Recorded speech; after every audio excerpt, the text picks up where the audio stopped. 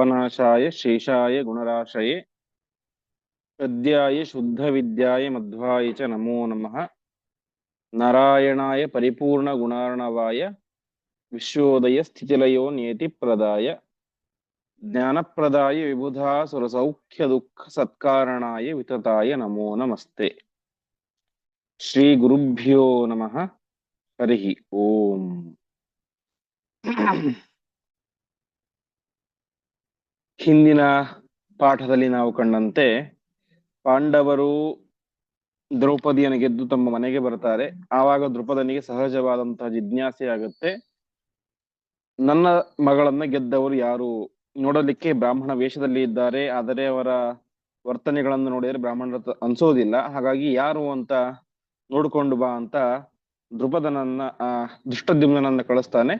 ಅವರ ಮಾತು, ಅವರ ವರ್ತನೆ ಎಲ್ಲವನ್ನು ಕಂಡಂತಹ ಧೃಷ್ಟದ್ಯುಮ್ನ ಇವರು ಶ್ರೇಷ್ಠ ಕ್ಷತ್ರಿಯರು ಎಂಬುದಾಗಿ ತೀರ್ಮಾನವನ್ನು ಮಾಡ್ತಾನೆ. ಮರುದಿವಸ ಬೆಳಗ್ಗೆ ದ್ರುಪದ ತನ್ನ ಮನೆಯ ಪುರೋಹಿತರನ್ನ ಪಾಂಡವರಿದ್ದಲ್ಲಿಗೆ ಕಳಿಸಿ ಅವರನ್ನು ತನ್ನ ಅರಮನೆಗೆ ಕರೆಸ್ಕೊಳ್ತಾನೆ. ಆವಾಗ ಒಂದು ಟೆಸ್ಟ್ ಅನ್ನ ಮಾಡ್ತಾನೆ. 4 ವರ್ಣದವರಿಗೆ ಉಚಿತವಾದಂತಹ ಮನೆ, ಉಚಿತ ಅಂದ್ರೆ ಸೂಟಬಲ್ ಅಂತ, ಆ ಒಂದು ಮನೆಗಳನ್ನು ನಿರ್ಮಾಣ ಮಾಡಿ ನೀವು ನಿಮಗೆ ಇಷ್ಟ ಬಂದಂತಹ ಮನೆಯಲ್ಲಿ ಹೋಗಬಹುದು ಅಂತ ಪಾಂಡವರಿಗೆ ಹೇಳಿದಾಗ, ಪಾಂಡವರು ಸಹಜವಾದಂತಹ ಒಂದು ಸೆಳೆತ, ಕ್ಷತ್ರಿಯರಿಗೆ ಬೇಕಾದಂತಹ ಮನೆಗೇನೆ ಅವರು ಪ್ರವೇಶವನ್ನು ಮಾಡ್ತಾರೆ. ಆವಾಗ ಕೊನೆಗೆ ಗೊತ್ತಾಗುತ್ತೆ ಇವರು ಕ್ಷತ್ರಿಯರು ಅಂತ. ಆವಾಗ ಧರ್ಮರಾಜನ ಬಂದು ಕೇಳ್ತಾನೆ, ಇನ್ಯಾರು ನೀವು ಹೇಳಿ, ಯಾರಂತ ನಿಜ ಹೇಳಿ ಎಂಬುದಾಗಿ ಕೇಳ್ಕೊಂಡಾಗ ಧರ್ಮರಾಜ ಹೇಳ್ತಾನೆ, ನೋಡು ದ್ರುಪದ, ನಿನ್ನ ಮಗ ಹಿಂದೆ ಇಂತಹ ವರ್ಣದವರೇ ನನ್ನ ತಂಗಿಯನ್ನ ವರಿಸಬೇಕು, ಸ್ವಯಂವರ ಗೆಲ್ಲಬೇಕು ಅಂತ ಏನು ವಿಶೇಷ ಹೇಳಿದ್ದಿಲ್ಲ. ಹಾಗಾಗಿ ನಾವು ಗೆದ್ದಾಗಿದೆ. ಈಗ ನಾವು ಯಾರು ಅಂತ ತಿಳಿದುಕೊಂಡು ನೀನೇನ್ ಮಾಡ್ತೀಯ, ಹಾಗಾಗಿ ನೀನು ನಾನೇನು ಹೇಳೋದಿಲ್ಲ ಅಂತ ಯುಧಿಷ್ಠಿರ ತಮಾಷೆಯನ್ನ ಮಾಡ್ತಾನೆ ಅಂತ ಒಟ್ಟು ಇಷ್ಟು ವಿಚಾರ ಆಗಿತ್ತು. ಇಂದು 150ನೇ ಶ್ಲೋಕದಿಂದಾಗಿ ಪ್ರಾರಂಭ. ಏವಂ ಬ್ರುವಾಣಮಥ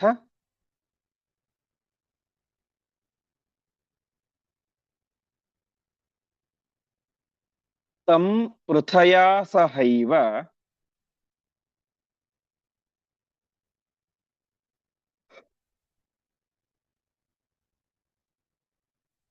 ರಾಜ ವದೇತಿ ಪುನರೇವ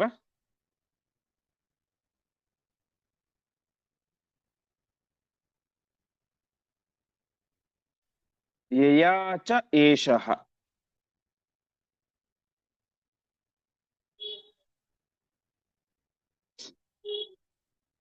ಸರ್ವಂ ಪೃಥಾಪ್ಯವದತಾಂ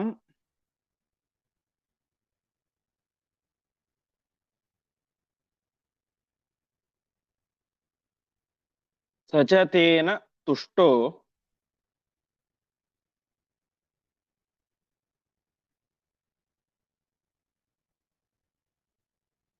ವಾಚಂ ಜಗಾದ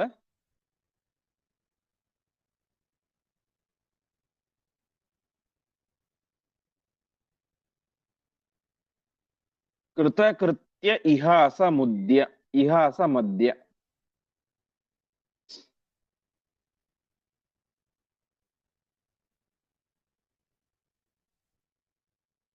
ಪದಚ್ಛೇದ. ಏವಂ ಬ್ರುವಾಣಂ ಅಥ ತಂ ಪೃಥಯಾ ಸಹ ಏವ ರಾಜ ವದ ಇತಿ ಪುನಃ ಏವ ಯಯಾಚೆ ಯೇಷಃ.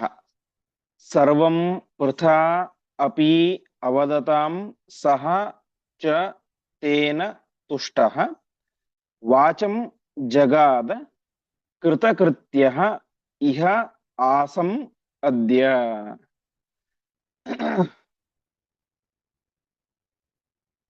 ಯುಧಿಷ್ಠಿರ ಅದನ್ನು ತಗೊಂಡು ಇವಾಗ ಏನ್ ಮಾಡ್ತೀಯ ಅಂತ ತಮಾಷೆಯಲ್ಲಿ ಹೇಳಿದ. ಈ ರೀತಿ ಹೇಳಿದಾಗ ಅವನು ರಾಜ, ದ್ರುಪದ ರಾಜ, ತಂ ಪೃಥಯಾ ಸಹ, ಆ ಯುಧಿಷ್ಠಿರನನ್ನ ಮತ್ತು ತಾಯಿಯಾದಂತ ಕುಂತಿಯನ್ನ ಪುನರೇವ ಯಯಾಚೆ, ಮತ್ತೆ ಮತ್ತೆ ಕೇಳ್ಕೊಡ್ತಾ ಇದ್ದಾನೆ, ದಯವಿಟ್ಟು ನೀವ್ ಯಾರಂತ ತಿಳಿಸಿ ಎಂದು ದ್ರುಪದ ಯಯಾಚೆ ಬೇಡ್ಕೊಳ್ತಾ ಇದ್ದಾನೆ ಪಾಪ. ಆವಾಗ ಆ ಏಷಃ ಅಂದ್ರೆ ಆ ಯುಧಿಷ್ಠಿರ ಮತ್ತು ಪೃಥ ಕುಂತಿ ಅವರಿಬ್ಬರು ಕೂಡ ಸರ್ವಮಪಿ ಅವದತಾಂ ಎಲ್ಲವನ್ನು ಕೂಡ ಹೇಳ್ತಾರೆ. ಅರ್ಥಾತ್ ತಾವು ಅರಗಿನ ಮನೆಗೆ ಬಂದದ್ದು, ಅಲ್ಲಿಂದ ಹೊರಗಡೆ ಬಂದದ್ದು, ಏಕಚಕ್ರ ನಗರದಲ್ಲಿ ಇದ್ದದ್ದು, ಒಟ್ಟಿನಲ್ಲಿ ತಾವು ಪಾಂಡವರು ಎನ್ನುವಂತಹ ವಿಚಾರವನ್ನ ಆ ಒಂದು ದೃಪದನ ಹತ್ರ ತಿಳಿಸ್ತಾರೆ. ಯಾರು? ಕುಂತಿ ಮತ್ತು ಯುಧಿಷ್ಠಿರ. ಇದರಿಂದಾಗಿ ತೇನ ತುಷ್ಟ, ಈ ವಿಚಾರದಿಂದಾಗಿ ದೃಪದನಿಗೆ ಭಾರಿ ತುಷ್ಟಿಯಾಯಿತು, ಸಂತೋಷ ಆಯಿತು. ಹೀಗೆ ಸಂತೋಷ ಆಗಿ ಅವನು ಹೇಳ್ತಾನೆ, ಅದ್ಯ ಕೃತಕೃತ್ಯ ಆಸಂ, ನಾನು ಇವತ್ತು ಕೃತಕೃತ್ಯನಾದೆ, ನನ್ನ ಜನ್ಮ ಇವತ್ತು ಸಾರ್ಥಕ ಆಯಿತು ಎಂಬುದಾಗಿ ವಾಚಂ ಜಗಾದ, ಮಾತನ್ನ ಹೇಳಿದ ಅಂತ. ಒಟ್ಟಿನಲ್ಲಿ ಮತ್ತೆ ಮತ್ತೆ ಅವನು ಒತ್ತಾಯ ಮಾಡಿ ಕೇಳ್ಕೊಳ್ತಾ ಇದ್ದಾನೆ, ನೀವ್ಯಾರಂತ ತಿಳಿಸಿ ತಿಳಿಸಿ ಸತ್ಯ ಹೇಳಿ ಅಂತ ಕೇಳಿದಾಗ ಯುಧಿಷ್ಠಿರ ಮತ್ತು ಕುಂತಿ ಇಬ್ಬರು ಕೂಡ ಸೇರಿಕೊಂಡು ತಾವು ಪಾಂಡವರು ಎನ್ನುವಂತಹ ಎಲ್ಲ ವಿಚಾರವನ್ನು ತಿಳಿಸಿದಾಗ ದೃಪದನಿಗೆ ಭಾರಿ ಸಂತೋಷ ಆಯಿತು. ನಾನು ಕೃತಕೃತ್ಯನಾದೆ, ಸಾರ್ಥಕವಾಯಿತು ನನ್ನ ಜನ್ಮ ಅಂತ ಅವನು ತುಂಬಾ ಸಂತೋಷವನ್ನ ಪಡ್ತಾ ಇದ್ದಾನೆ ಅಂತ. ಇಷ್ಟ ಆಯ್ತು. ಒಟ್ಟಿನಲ್ಲಿ ನನ್ನ ಮಗಳನ್ನ ಗೆದ್ದದ್ದು ಪಾಂಡವರು ಅಂತ ನಿಶ್ಚಯ ಆಯಿತು. ಸರಿ, ಮುಂದೆ ಈ ನನ್ನ ಕನ್ಯೆಯನ್ನ, ಮಗಳನ್ನ, ದ್ರೌಪದಿಯನ್ನ ಯಾರಿಗೆ ಮದುವೆ ಮಾಡಿಕೊಡಬೇಕು ಅಂತ ಜಿಜ್ಞಾಸೆ ಎಂಬುದು ಪ್ರಾರಂಭ ಆಗತ್ತೆ. ಪಾರ್ಥಾರ್ಥಮೇವ ಹಿ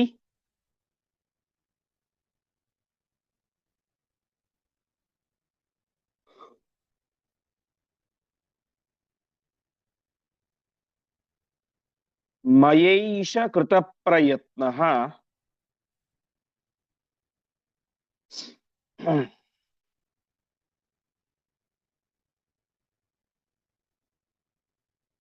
ತ್ವಂ ಫಲ್ಗುನೋನ್ಯ ಉತ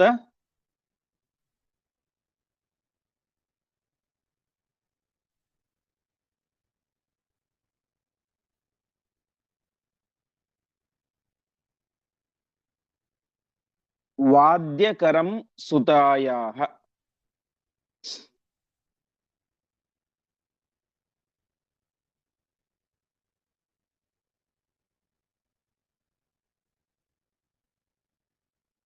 ಗೃಹಾತ್ವಿತೀತ ಇಮಂ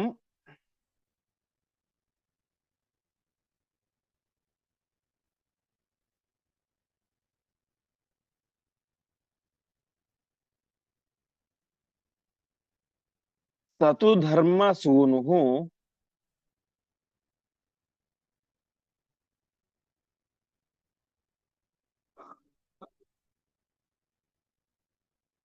ಆಹಸ್ಮ ಸರ್ವ ಇತಿ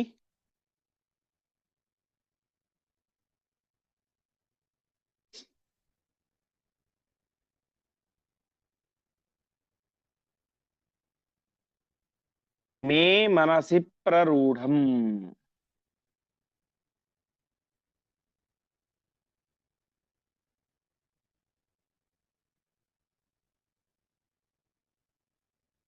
ಪದಚ್ಛೇದ.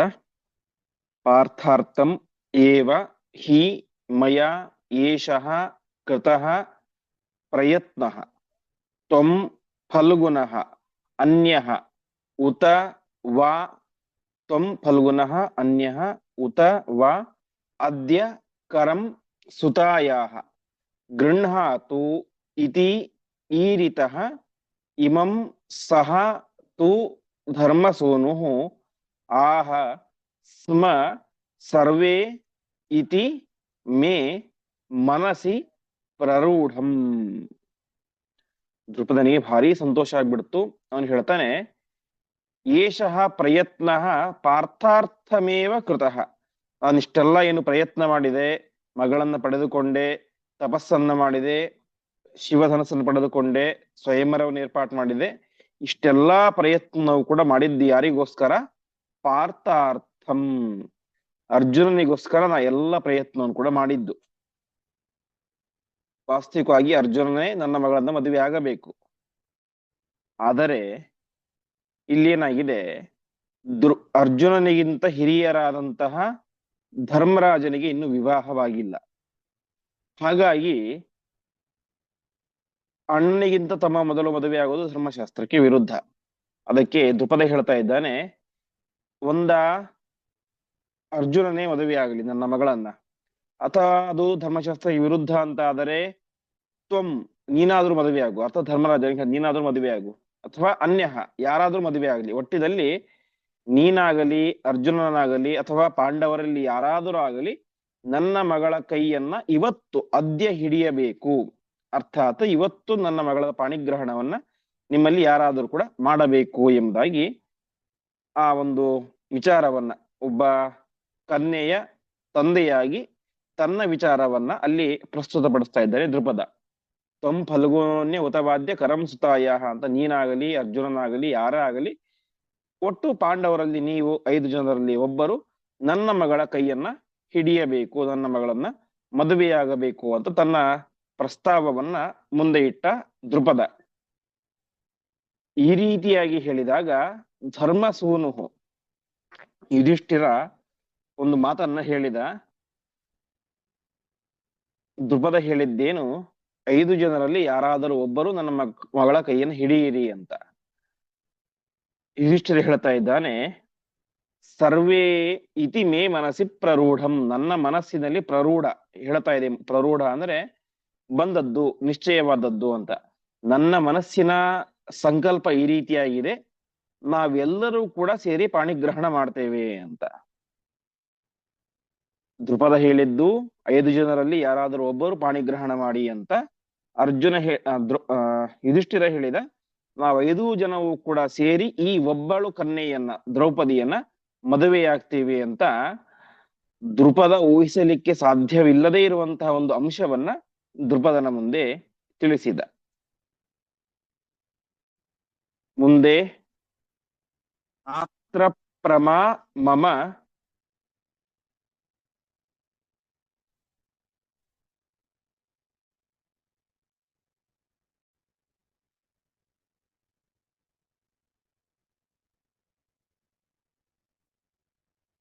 ಹೃದಿ ಪ್ರತಿಭಾತ್ಯತಾಪಿ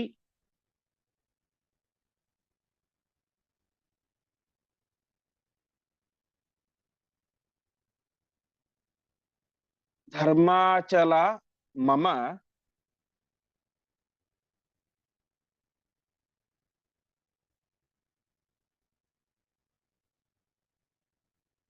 ಮತಿರಿಹಿ ತದೇವ ಮಾನಂ.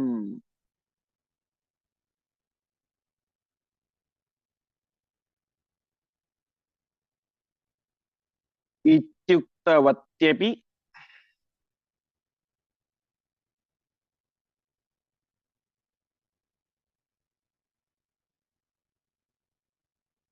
ಸಹೈವ ಸುತೇನ ರಾಜ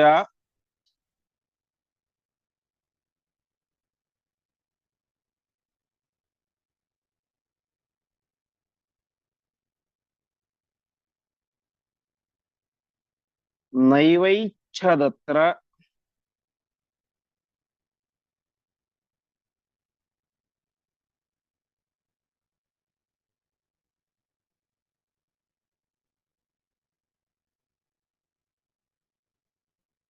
ಭಗವಾನಗಮಚ್ಚ ಕೃಷ್ಣಃ.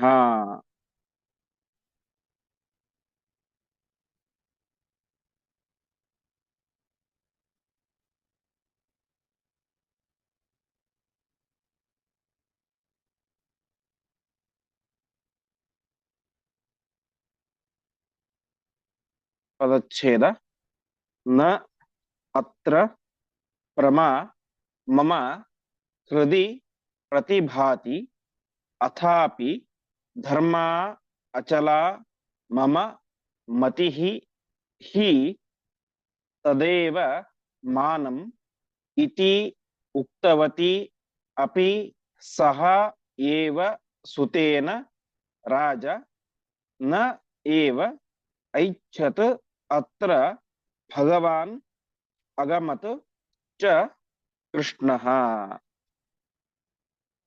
ಧರ್ಮರಾಜ ಹೇಳ್ತಾ ಇದ್ದಾನೆ, ನನಗೆ ಈ ರೀತಿಯಾಗಿ ಮನಸ್ಸಿಗೆ ಅನಿಸಿದೆ, ನಾವು 5 ಜನ ಸೇರಿ ದ್ರೌಪದಿಯ ಮದುವೆ ಆಗಬೇಕು ಅಂತ.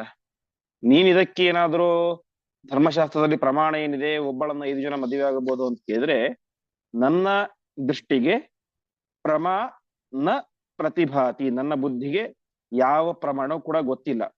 5 ಜನ ಗಂಡಸರು ಒಂದು ಹೆಣ್ಣನ್ನ ಮದುವೆಯಾಗಬೇಕು ಅಂತ ಯಾವ ಪ್ರಮಾಣವು ನನಗೆ ಗೊತ್ತಿಲ್ಲ, ನನಗೆ ತೋರಿಸ್ತಾ ಇಲ್ಲ. ಆದರೆ ನನ್ನ ಮತಿ, ನನ್ನ ಬುದ್ಧಿ ಅಂತದ್ದು ಅಂತಂದ್ರೆ ಧರ್ಮಾಚಲ. ನನ್ನ ಬುದ್ಧಿ ಯಾವಾಗಲೂ ಧರ್ಮವನ್ನೇ ಆಲೋಚನೆ ಮಾಡುತ್ತೆ, ಧರ್ಮವನ್ನೇ ಹೇಳುತ್ತೆ. ಅಧರ್ಮದ ಕಡೆಗೆ ನನ್ನ ಬುದ್ಧಿ ಹಾಯ್ಲಿಕ್ಕೆ ಸರ್ವಥಾ ಸಾಧ್ಯ ಇಲ್ಲ. ಹಾಗಾಗಿ ತದೇವ ನನಗೆ ನನ್ನ ಬುದ್ಧಿಯೇ ಪ್ರಮಾಣ. ಧರ್ಮರಾಜ ಹೇಳ್ತಾ ಇದ್ದಾನೆ, ನೋಡು ನನ್ನ ಬುದ್ಧಿ ಯಾವತ್ತೂ ಅಧರ್ಮದಲ್ಲಿ ಹೋಗ್ಲಿಕ್ಕೆ ಸಾಧ್ಯ ಇಲ್ಲ. ಹಾಗಾಗಿ ನನ್ನ ಬುದ್ಧಿ ಇವತ್ತು ನಾವು 5 ಜನ ದ್ರೌಪದಿಯನ್ನ ಮದುವೆ ಆಗಬೇಕು ಅಂತ ನಿಶ್ಚಯ ಮಾಡಿದೆ ಅಂತ ಹೇಳಿದ್ರೆ ಅದು ಅಧರ್ಮ ಆಗ್ಲಿಕ್ಕೆ ಸಾಧ್ಯ ಇಲ್ಲ. ಯಾಕೆಂದ್ರೆ ನನ್ನ ಬುದ್ಧಿ ಯಾವತ್ತು ಧರ್ಮವನ್ನು ಬಿಟ್ಟು ಹೋಗಿಲ್ಲ. ಹಾಗಾಗಿ ನನಗೆ ಈ ರೀತಿಯಾಗಿ ನಿಶ್ಚಯಾತ್ಮಕವಾದಂತಹ ಜ್ಞಾನ ಬಂದಿದೆ ಅಂತಂದ್ರೆ ಅದೇ ಪ್ರಮಾಣ, ನನಗೆ ಅದು ಅನಿಸಿದ ಅದೇ ಪ್ರಮಾಣ. ಹಾಗಾಗಿ ನನಗೆ ಬೇರೆ ಯಾವುದೋ ಶಾಸ್ತ್ರದಲ್ಲಿ ಪ್ರಮಾಣ ಗೊತ್ತಿಲ್ಲ, ಅದು ತೋರಿಸ್ತಾ ಇಲ್ಲ ನನಗೆ. ಹಾಗಾಗಿ ನನ್ನ ಬುದ್ಧಿ ಇದನ್ನ ನಿಶ್ಚಯ ಮಾಡಿದೆ, ಹಾಗಾಗಿ ನನ್ನ ಬುದ್ಧಿಯೇ ನನಗೆ ಪ್ರಮಾಣ. ಹಾಗಾಗಿ 5 ಜನವೂ ಕೂಡ ಸೇರಿಕೊಂಡು ಒಬ್ಬ ದ್ರೌಪದಿಯನ್ನ ಪಾಣಿಗ್ರಹಣ ಮಾಡ್ತೇವೆ ಎಂಬುದಾಗಿ ಯುಧಿಷ್ಠಿರ ದ್ರುಪದನಿಗೆ ಹೇಳ್ತಾ ಇದ್ದಾನೆ. ತದೇವ ಮಾನಂ, ಅದೇ ಪ್ರಮಾಣ. ಯಾವುದು ಪ್ರಮಾಣ? ನನ್ನ ಬುದ್ಧಿಯೇ ನನಗೆ ಪ್ರಮಾಣ ಅಂತ ಹೇಳಿದಾಗ ಒಪ್ಪಲಿಲ್ಲ ದ್ರುಪದ. ಸಹ ಸುತೇನ ರಾಜ ನೈವ ಇಚ್ಛಿತ. ತನ್ನ ಮಗ ದುಷ್ಟದ್ಯುಮ್ನನು ಅಲ್ಲಿ ಇದ್ದ, ದ್ರುಪದನು ಇದ್ದ, ಅವರಿಬ್ಬರು ಕೂಡ ಸರ್ವಥಾ ಒಪ್ಪಲಿಲ್ಲ. ಯಾವುದೇ ವ್ಯಕ್ತಿಯಾಗಲಿ ತನ್ನ ಮಗಳನ್ನ ಅಥವಾ ತನ್ನ ತಂಗಿಯನ್ನ 5 ಜನರಿಗೆ ಕೊಟ್ಟು ಮದುವೆ ಮಾಡ್ತೇವೆ ಅಂತ ಯಾರು ಒಪ್ಲಿಕ್ಕೆ ಸಾಧ್ಯ? ಅದರಲ್ಲೂ ಕೂಡ ದ್ರುಪದನಂತಹ ಧರ್ಮಿಷ್ಠನಾದಂತಹ ರಾಜ, ಒಬ್ಬ ಒಳ್ಳೆ ಕೀರ್ತಿವಂತನಾದಂತಹ ರಾಜ, ನಾಳೆ ಅಪಕೀರ್ತಿ ಬರುತ್ತೆ. ಅಷ್ಟು ಮಾತ್ರ ಅಲ್ಲ, ತನ್ನ ಮಗಳ ಗತಿ ಏನು, ಒಟ್ಟಿನಲ್ಲಿ ಎಲ್ಲ ಆಲೋಚನೆಯನ್ನು ಕೂಡ ಮಾಡಿ ಅವನು ಹೇಳ್ತಾನೆ, ನೀವು ಎಷ್ಟೇ ಹೇಳಿದರೂ ಕೂಡ ನೀವು 5 ಜನ ನನ್ನ ಒಬ್ಬ ಮಗಳನ್ನ ಮದುವೆ ಆಗಲಿಕ್ಕೆ ನನ್ನ ಒಪ್ಪಿಗೆ ಆಗಲಿ, ನನ್ನ ಮಗನ ಒಪ್ಪಿಗೆ, ಧೃಷ್ಟದ್ಯುಮ್ನ ಒಪ್ಪಿಗೆ ಆಗಲಿ ಸರ್ವಥಾ ಇಲ್ಲ ಎಂಬುದಾಗಿ ಧೃಷ್ಟದ್ಯುಮ್ನ ಮತ್ತು ದ್ರುಪದರು ಅದನ್ನ ಸಾರಾಸಗಟಾಗಿ ನಿರಾಕರಣೆ ಮಾಡ್ತಾ ಇದ್ದಾರೆ. ಆ ಸಂದರ್ಭದಲ್ಲಿ ಅಲ್ಲಿಗೆ ಯಾರು ಬಂದ್ರು? ಭಗವಾನ್ ಕೃಷ್ಣ ಅಗಮತ್, ವೇದವ್ಯಾಸ ರೂಪಿಯಾದಂತಹ ಪರಮಾತ್ಮ ಅಲ್ಲಿಗೆ ಬಂದರು. ಮುಂದೆ ವ್ಯಾಸಂ ತಮೀಕ್ಷ್ಯ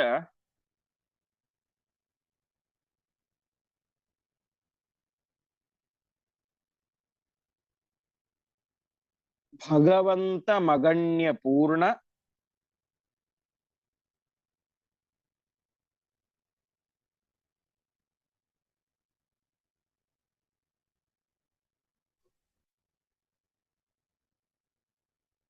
ನಿತ್ಯಾವ್ಯಯಾತ್ಮ ಗುಣಂ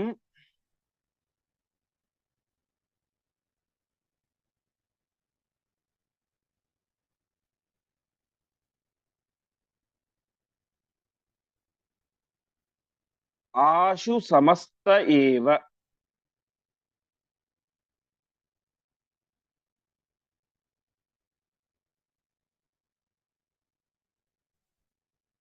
ನತ್ವಾಭಿಪೂಜ್ಯ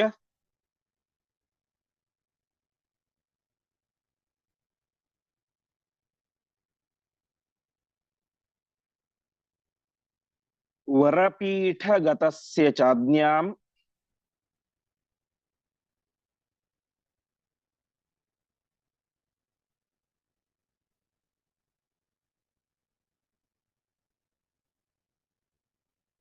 ಆದಾಯ ಚೋಪವಿವಿಷುಃ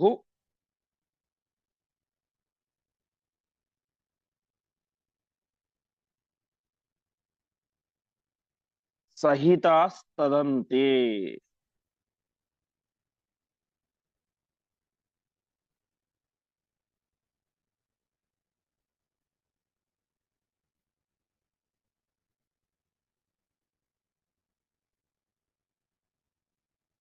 ತದಚ್ಛೇದ ವ್ಯಾಸಂ ತಂ ಈಕ್ಷ್ಯ ಭಗವಂತಂ ಅಗಣ್ಯ ಪೂರ್ಣ ನಿತ್ಯಾವ್ಯಯಾತ್ಮ ಗುಣಂ ಆಶು ಸಮಸ್ತಃ ಏವ ನತ್ವಾ ಅಭಿಪೂಜ್ಯ ವರಪೀಠಗತಸ್ಯ ಚ ಆಜ್ಞಾಂ ಆದಾಯ ಚ ಉಪವಿವಿಶುಃ ಸಹಿತಾಃ ತದಂತೆ. ಆ ಸಂದರ್ಭದಲ್ಲಿ ಅಲ್ಲಿಗೆ ವೇದವ್ಯಾಸ ದೇವರು ಬಂದರು. ವೇದವ್ಯಾಸ ದೇವರು ಎಂಥವರು? ಭಗವಂತ ಶ್ರೇಷ್ಠರಾದಂಥವರು, ಅಗಣ್ಯ ಪೂರ್ಣ ನಿತ್ಯ ಅವ್ಯಯಾತ್ಮ ಗುಣಂ. ಅವರ ಗುಣಗಳನ್ನ ಅಗಣ್ಯ, ಎಣಿಸಲಿಕ್ಕೆ ಸಾಧ್ಯ ಇಲ್ಲ. ಮತ್ತು ಅವರ ಗುಣಗಳು ಎಂತಹದ್ದು? ಪರಿಪೂರ್ಣವಾದಂತಹ ಗುಣಗಳು. ಮತ್ತು ನಿತ್ಯ ಅವ್ಯಯ ಆತ್ಮ, ನಿತ್ಯವಾದಂತಹ ಗುಣಗಳು. ಅವರ ಗುಣಗಳು ಇವತ್ತು ಬಂತು ನಾಳೆ ನಾಶ ಆಯಿತು ಅಂತ ಇಲ್ಲ. ಅವರ ಗುಣಗಳು ನಿತ್ಯವಾದಂತಹ ಗುಣಗಳು ಮತ್ತು ಅವ್ಯಯ, ನಾಶವಾಗದೇ ಇರುವಂತಹ ಆತ್ಮಗುಣ, ಸ್ವರೂಪಭೂತವಾದಂತಹ ಗುಣಗಳು. ನಮ್ಮ ಗುಣ ನಮಗಿಂತ ಭಿನ್ನವಾದದ್ದು. ಒಬ್ಬ ವ್ಯಕ್ತಿಗೆ ಒಂದು ಜ್ಞಾನ ಬಂತು. ಆ ಜ್ಞಾನ ಯಾವಾಗ ಬಂತು? ಒಂದು ಗ್ರಂಥವನ್ನ ಅಧ್ಯಯನ ಮಾಡಿದ ಮೇಲೆ ಆ ಜ್ಞಾನ ಬಂತು. ಅದಕ್ಕಿಂತ ಮುಂಚೆ ಆ ಜ್ಞಾನ ಇರಲಿಲ್ಲ. ಗ್ರಂಥವನ್ನು ಅಧ್ಯಯನ ಮಾಡಿ ಒಂದು ವಯಸ್ಸಾದ ಮೇಲೆ ಆ ಜ್ಞಾನ ಮತ್ತೆ ಹೋಗ್ಬಿಡುತ್ತೆ. ಹಾಗಾಗಿ ಉಳಿದವರ ಜ್ಞಾನ ಎಂತಹದ್ದು? ಬಂದು ಹೋಗುವಂತಹ ಜ್ಞಾನ, ಅದು ವ್ಯಯ, ನಾಶವಾಗುವಂತಹ ಜ್ಞಾನ ಮತ್ತು ಪರಿಪೂರ್ಣ ಜ್ಞಾನ ಅಲ್ಲ. ನಮ್ಮ ಯೋಗ್ಯತೆಗೆ ಅನುಗುಣವಾದಂತಹ ಸ್ವಲ್ಪ ಜ್ಞಾನ ಬಂದಿರುತ್ತೆ ಮತ್ತು ಅದು ಸ್ವರೂಪಭೂತವಾದಂತಹ ಜ್ಞಾನ ಅಲ್ಲ. ಆದರೆ ಪರಮಾತ್ಮನ ಗುಣಗಳ ಹಾಗಲ್ಲ, ನಿತ್ಯವಾದಂತಹ ಗುಣಗಳು. ಅವನಲ್ಲಿ ಇವತ್ತು ಇಷ್ಟು ಪರಾಕ್ರಮ ಬಂತು, ನಾಳೆ ಪರಾಕ್ರಮ ಹೋಯ್ತು, ನಾಳೆ ಜ್ಞಾನ ಬಂತು, ಹಾಗೆ ಹೀಗೆ ಅಂತ ಯಾವುದು ಕೂಡ ಇಲ್ಲ. ಪರಮಾತ್ಮನ ಪ್ರತಿಯೊಂದು ಗುಣಗಳು ಕೂಡ ನಿತ್ಯವಾದಂತಹ, ನಾಶವಿಲ್ಲದೆ ಇರುವಂತಹ, ಪರಿಪೂರ್ಣವಾದಂತಹ, ಎಣಿಸಲಿಕ್ಕೆ ಸಾಧ್ಯವಾಗದೇ ಇರುವಂತಹ ಗುಣಗಳಿರುವಂತಹ ಆ ವೇದವ್ಯಾಸ ದೇವರನ್ನ ನೋಡಿದಂತಹ ಎಲ್ಲರೂ ಕೂಡ ಅವರಿಗೆ ನತ್ವ ನಮಸ್ಕಾರ ಮಾಡ್ತಾ ಇದ್ದಾರೆ. ಅಭಿಪೂಜ್ಯ, ಅವರಿಗೆ ಯೋಗ್ಯವಾದಂತಹ ಸತ್ಕಾರವನ್ನ ಮಾಡ್ತಾ ಇದ್ದಾರೆ. ಮತ್ತು ವರಪೀಠಗತಸ್ಯ, ಅವರಿಗೆ ಉತ್ತಮವಾದಂತಹ ಆಸನದ ಮೇಲೆ ಅವರನ್ನ ಕುಳ್ಳಿರಿಸಿ, ಅದಾದ ಮೇಲೆ ಅವರ ಆಜ್ಞೆಯನ್ನ ಸ್ವೀಕಾರ ಮಾಡಿ, ಆಜ್ಞಾಂ ಆದಾಯ, ಎಲ್ಲರೂ ಕೂಡ ಏನ್ ಮಾಡಿದರು?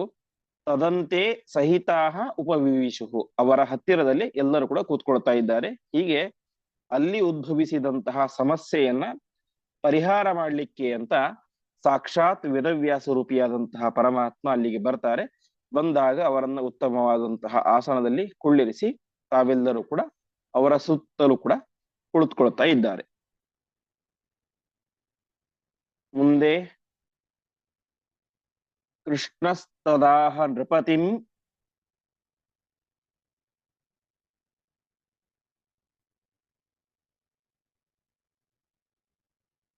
ಪ್ರತಿದೇಹಿ ಕನ್ಯಾಂ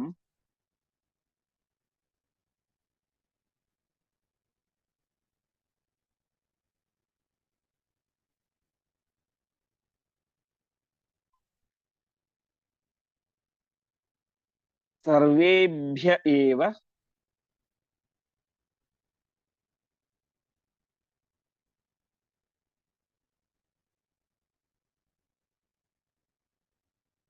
ವೃಷವಾಯು ಪುರಂದರಾಹಿ.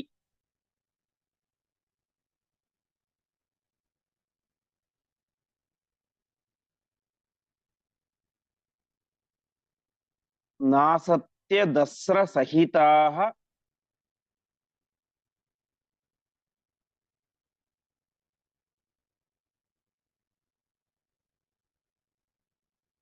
ಇಮ ಏವ ಇಂದ್ರಾಃ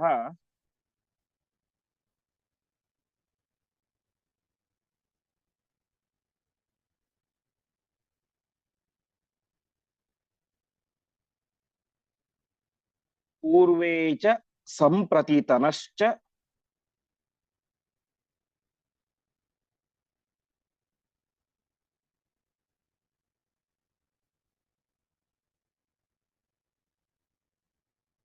ಹರೇರ್ಹಿ ಪಶ್ಚಾತ್.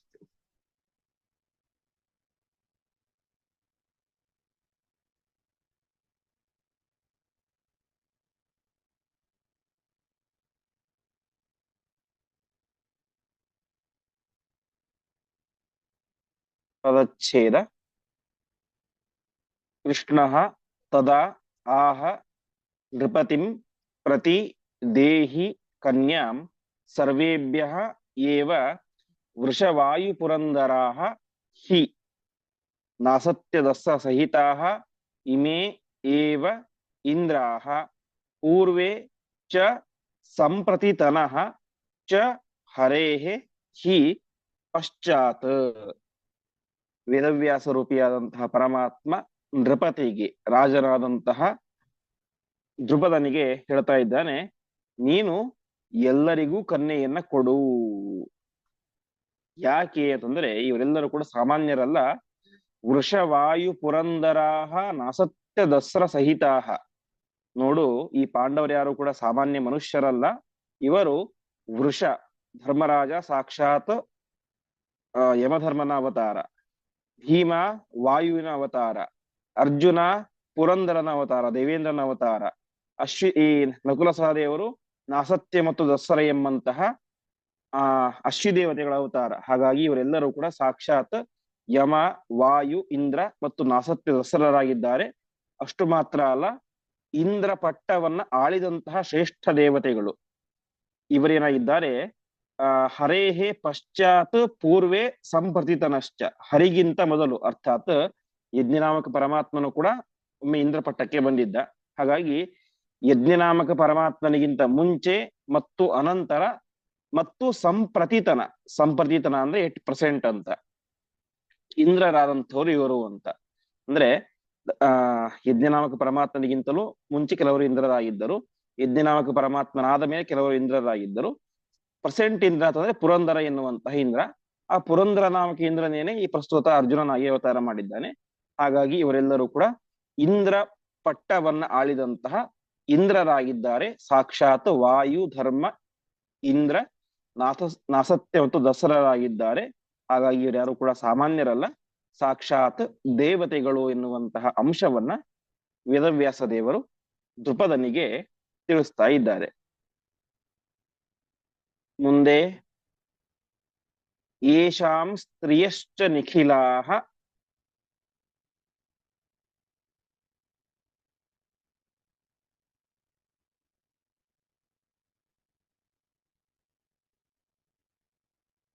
ಅಪಿ ಚೈಕದೇಹಾಃ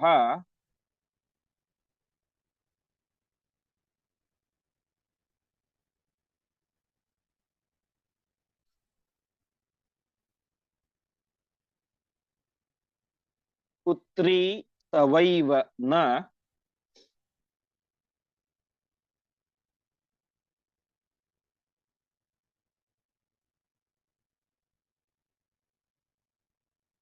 ತತೋತ್ರ ವಿರುದ್ಧತಾ ಹಿ.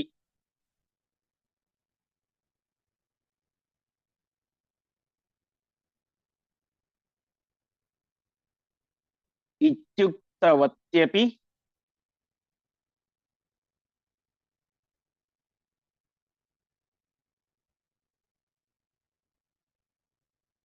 ತದಾ ದ್ರುಪದಶ್ಚಕಾರ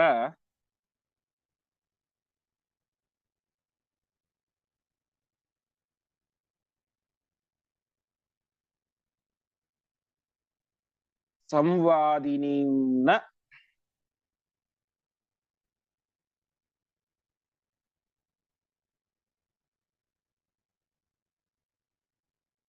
ಧಿಯಮೇನ ಮಥಾಹ ಕೃಷ್ಣಃ.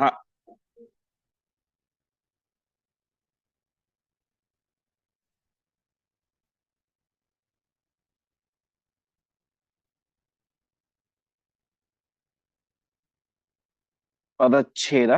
ಯೇಷಾಂ ಸ್ತ್ರಿಯಃ ಚ ನಿಖಿಲಾಃ ಅಪಿ ಚ ಏಕದೇಹಾಃ ಪುತ್ರೀ ತವ ಏವ ನ ತತಃ ಅತ್ರ ವಿರುದ್ಧತಾ ಹಿ ಇತಿ ಉಕ್ತವತಿ ಅಪಿ ತದಾ ದ್ರುಪದಃ ಚಕಾರ ಸಂವಾದಿನೀಂ ನ ಧಿಯಂ ಏನಂ ಅಥ ಆಹ ಕೃಷ್ಣಃ. ಹಾಗಾಗಿ ಪಾಂಡವರೆಲ್ಲರೂ ಕೂಡ ಸಾಕ್ಷಾತ್ ದೇವಾನುದೇವತೆಗಳು. ಯೇಷಾಂ ಸ್ತ್ರೀಯ, ಈ ದೇವಾನುದೇವತೆಗಳ ಪತ್ನಿಯರೆಲ್ಲರೂ ಕೂಡ ಏನಾಗಿದ್ದಾರೆ, ಏಕದೇಹ, ಒಂದೇ ದೇಹದಲ್ಲಿ ಸೇರಿಕೊಂಡು ತವ ಪುತ್ರಿ, ನಿನ್ನ ಮಗಳಾಗಿ ಹುಟ್ಟಿದ್ದಾರೆ. ಹಾಗಾಗಿ ನಿನ್ನ ದ್ರೌಪದಿ ಕೇವಲ ಒಂದು ಸ್ತ್ರೀ ಅಲ್ಲ, ಅವಳಲ್ಲಿ ಇವರೆಲ್ಲ ಪತ್ನಿಯರು ಕೂಡ ಸೇರಿದ್ದಾರೆ. ಹಿಂದೆ ನಾವೇನು ದ್ರೌಪದಿಯ ಪಂಚಪತಿತ್ವದ ಬಗ್ಗೆ ವಿಚಾರ ಮಾಡಿದ್ವಿ, ಅವಳ ಹಿಂದಿನ ಜನ್ಮಗಳ ಬಗ್ಗೆ, ಅದನ್ನು ತಿಳಿಸಿ ಇವರೆಲ್ಲರೂ ಕೂಡ ಸೇರಿಕೊಂಡು ನಿನ್ನ ಮಗಳಲ್ಲಿ ಸೇರಿ ಭೂಮಿಯ ಮೇಲೆ ಅವತಾರ ಮಾಡಿದ್ದಾರೆ. ಹಾಗಾಗಿ ವಿರುದ್ಧತ ನ, ಇಲ್ಲಿ ಏನೂ ವಿರುದ್ಧ ಇಲ್ಲ, ವಿರೋಧ ಮಾಡುವಂತಹ ವಿಚಾರವೇ ಇಲ್ಲ. ಯಾಕೆಂತಂದ್ರೆ ಬರೀ ನಿನ್ನ ಮಗಳು ಒಬ್ಬಳು 5 ಜನರನ್ನ ಮದುವೆ ಆಗಿದ್ದರೆ ಅದು ಲೋಕ ವಿರುದ್ಧ ಆಗ್ತಾ ಇತ್ತು. ಆದರೆ ಜಗತ್ತಿನ ಕಣ್ಣಿಗೆ ಕಾಣುವುದು ನಿನ್ನ ಒಬ್ಬಳು ಮಗಳು ಮಾತ್ರ. ಆದರೆ ಅವಳಲ್ಲಿ ಆ 5 ಜನರ ಸನ್ನಿಧಾನ ಇದೆ. ಹಾಗಾಗಿ ಇದರಲ್ಲಿ ವಿರೋಧ ಏನಿಲ್ಲ. ಆ 5 ಜನ ದೇವತೆಗಳ ಪತ್ನಿಯರು ತಮ್ಮ 5 ಜನ ಏನು ಗಂಡಂದಿರನ್ನ ಮದುವೆ ಆಗ್ತಾ ಇದ್ದಾರೆ ಅಷ್ಟೇ. ಹಾಗಾಗಿ ಇದರಲ್ಲಿ ಯಾವ ವಿರೋಧವೂ ಕೂಡ ಇಲ್ಲ. ಅಷ್ಟು ಮಾತ್ರ ಅಲ್ಲ, ಇವರು ಯಾರು ಕೂಡ ಸಾಮಾನ್ಯ ಮನುಷ್ಯರಲ್ಲ, ಸಾಕ್ಷಾತ್ ದೇವಾನುದೇವತೆಗಳು. ಇವರಿಗೆ ನಿಯತ ಪತ್ನಿ ಭಾವ, ಪತಿ ಪತ್ನಿ ಭಾವ ಅನ್ನೋದು ಇರುತ್ತೆ. ಇವರಿಗೆ ಇವರೇ ಪತ್ನಿಯರಾಗಬೇಕು, ಇವರೇ ಪತಿಯರಾಗಬೇಕು ಅನ್ನೋ ನಿಯಮ ಇರುತ್ತೆ. ಹಾಗಾಗಿ ಇದರಲ್ಲಿ ಯಾವ ವಿರೋಧವೂ ಕೂಡ ಇಲ್ಲ. ನೀನು ದ್ರೌಪದಿಯನ್ನ ಧಾರಾಳವಾಗಿ 5 ಜನರಿಗೂ ಕೂಡ ಮದುವೆ ಮಾಡಿಕೊಡುವಂತ ವೇದವ್ಯಾಸ ರೂಪಿಯಾದಂತಹ ಪರಮಾತ್ಮ ಹೇಳ್ತಾನೆ. ಸಾಕ್ಷಾತ್ ವೇದವ್ಯಾಸ ರೂಪಿಯಾದಂತಹ ಪರಮಾತ್ಮ ಬಂದು ಇಷ್ಟೆಲ್ಲಾ ವಿಚಾರವನ್ನ, ಇವ್ರು ಯಾರು ಸಾಮಾನ್ಯ ಮನುಷ್ಯರಲ್ಲ, ದೇವಾನುದೇವತೆಗಳು, ಉತ್ತಮ ದೇವತೆಗಳು. ಇವರೆಲ್ಲರ ನಿನ್ನ ಮಗಳಲ್ಲಿ ಆ ದೇವತೆಗಳ ಪತ್ನಿಯರು ಇದ್ದಾರೆ ಅಂತ ಎಷ್ಟೆಲ್ಲಾ ವಿಸ್ತಾರವಾಗಿ ವಿವರವಾಗಿ ಸತ್ಯವನ್ನು ಹೇಳಿದರೂ ಕೂಡ ದೃಪದರ ಮನಸ್ಸು ಸಂವಾದಿನೀಂ ಧಿಯಂ ನಚಕಾರ, ಒಪ್ಪಲಿಲ್ಲ. ವೇದವ್ಯಾಸ ದೇವರ ಮಾತನ್ನ ದೃಪದ ಒಪ್ಪಲೇ ಇಲ್ಲ. ಆವಾಗ ವೇದವ್ಯಾಸ ದೇವರು ಇನ್ನೊಂದು ಮಾತನ್ನ ಹೇಳಿದರು. ಅಥ ಕೃಷ್ಣ ಆಹಾ, ತಮ್ಮ ಈ ಒಂದು ಮಾತನ್ನು ಕೂಡ ಒಪ್ಪದೇ ಇದ್ದಾಗ ವೇದವ್ಯಾಸ ರೂಪಿಯಾದಂತಹ ಪರಮಾತ್ಮ ಇನ್ನೊಂದು ವಿಚಾರವನ್ನ ಅವನಿಗೆ ತಿಳಿಸ್ತಾ ಇದ್ದಾರೆ ಎಂಬುದಾಗಿ ಆಚಾರ್ಯ ತಿಳಿಸ್ತಾ ಇದ್ದಾರೆ. ಏನು ತಿಳಿಸಿದರು, ಅದರಿಂದ ಮತ್ತೆ ದೃಪದ ನಿಶ್ಚಯ ಮಾಡಿದನೋ ಇಲ್ಲವೋ ಎನ್ನುವಂತ ವಿಚಾರವನ್ನ ಮುಂದಿನ ಪಾಠದಲ್ಲಿ ನೋಡೋಣ ಎಂಬುದಾಗಿ ಹೇಳ್ತಾ ಇಂದಿನ ಪಾಠವನ್ನ ಶ್ರೀಕೃಷ್ಣಾರ್ಪಣಮಸ್ತು.